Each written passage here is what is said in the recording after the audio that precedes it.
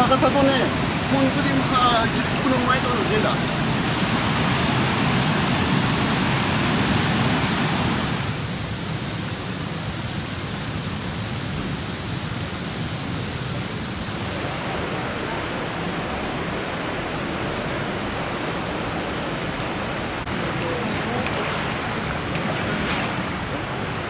거의 안 오겠어.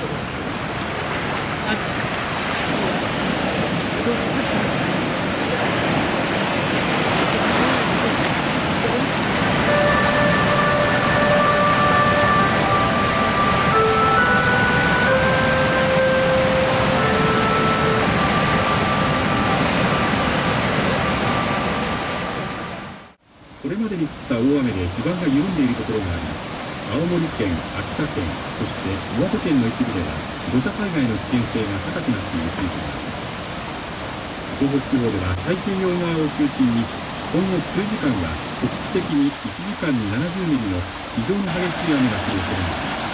明日の夕方までの雨量は多いところで150ミリの見込みです。また今夜までは陸上の最大瞬間風速が太平洋側で35メートル、日本海側で30メートルの風が吹く恐れがあり、海上の波は太平洋側で8メートルの大しけが続く見込みです。